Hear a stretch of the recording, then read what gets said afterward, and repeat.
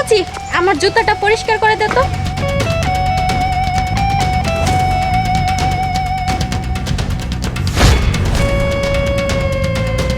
এই ছোট লোকের বাচ্চা, ফকিনের বাচ্চা, মুচের বাচ্চা, তোর এত বড় সাহস! আমি আসছি তোর কাছে জুতা পালিশ করার জন্য, আর তুই ওই হাতুর দিয়ে আমার পায়ের মধ্যে বাড়ি মেরে দিয়েছিস। ফকিনের বাচ্চা, তোদেরকে টাকা দিয়ে এইসব কাজ করাবো আমরা? কখনোই না। ফকিনের বাচ্চা, মুচের বাচ্চা, তোকে কি টাকা দিয়ে আমি এইসব কাজ করাবো? কখনোই না। আমার মুডটাই নষ্ট করে দিয়েছে। সকাল সকালে আমি যাচ্ছি একটা শুভ কাজে, না হলে না তোর খবর একদম আমি 12টা বাজিয়ে দিতাম। এখন আমি যাব কিভাবে? এক পায়ের উপর হাঁটতে হবে। আহ!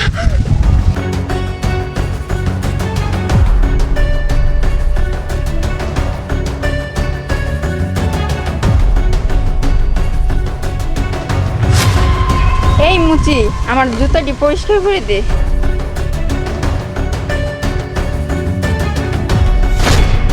এই ফকিনের বাচ্চা, মুচের বাচ্চা, তুই আমার পায়ে বাড়ি দিয়েছিস? তোর এত বড় সাহস! মুচের বাচ্চা, আমি একটা কাজে যাচ্ছি, না হলে তোর গলা টিপে ময়রা থুইতাম। ম্যাডাম, আসলে আমি দেখতে পারি না, এই জন্য।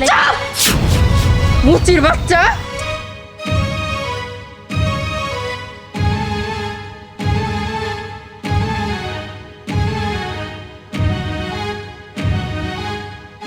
আচ্ছা, আমার জুতাগুলো একটু কালি করে দিন তো।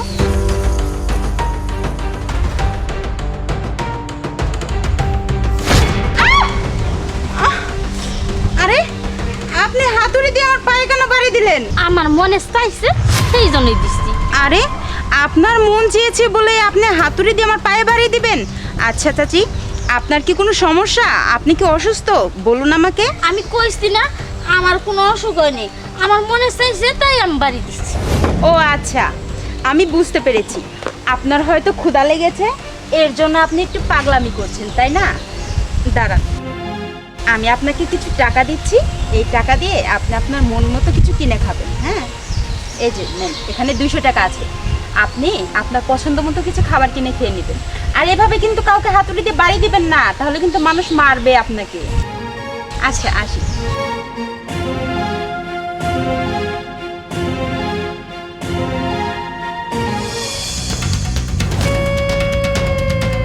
কি ব্যাপার, গাড়ি দিয়ে কি আসলো? তাই তো, গাড়ি দিয়ে কি আসলো?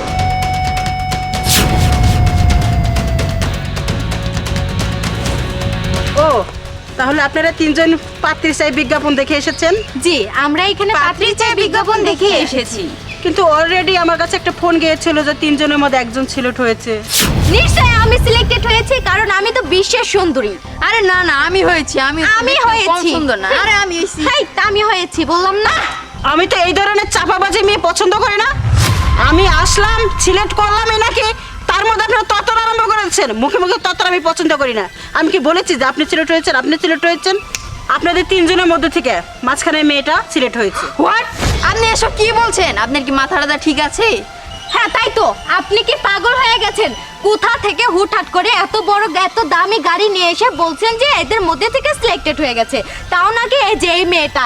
আমাকে আপনার পুত্রবধূ বানাতেন, আমি কি দেখতে শুনতে কম নাকি? আমি সেই বিদেশ থেকে ক্রিম অর্ডার দিয়ে আনি ফর্সা হওয়ার জন্য, রাত্রে ব্যবহার করি। এই যে দেখেন না, আমার হাতের সাথে কি মুখ যায়? কখনোই যায় না, কারণ আমি অনেক ফর্সা হয়েছে। বিশ্বের সুন্দরী, এই বাংলাদেশের সব থেকে সুন্দরী হলাম আমি। যে কাউকে জিজ্ঞাসা করতে পারেন, সবাই আমার নামই বলবে। বুঝতে পারছেন? হ্যাঁ আন্টি, ওনারা দুজন তো ঠিকই বলছে। আপনি আমাকে কি করে সিলেক্ট করলেন? ওনারাও এখানে দাঁড়িয়ে আছে, আমিও এখানে দাঁড়িয়ে আছি। এখনো তো আমরা কেউ ইন্টারভিউ দেনি, তাহলে আমি কি করে সিলেক্ট হলাম? ও, কিভাবে সিলেক্ট হলো এ কথা জানতে চাও? তাহলে কিছুক্ষণ আগে আমার বাগানের রাস্তা দিয়ে একটা সিঁড়ি ছিল, সিঁড়ির উপরে একটা মুচি মহিলা জুতা পরিষ্কার করার জন্য বসেছিল, মনে আছে? আরে ওই মুচির কথা আর বলবেন না। মুচির বাচ্চাকে তো আমার তখন ইচ্ছে হচ্ছিল যে ওই জায়গায় গলা টিপে একদম মেরে ফেলি। এই যে বিশ্ব সুন্দরী মাইয়া, ওটা আমার লোক ছিল।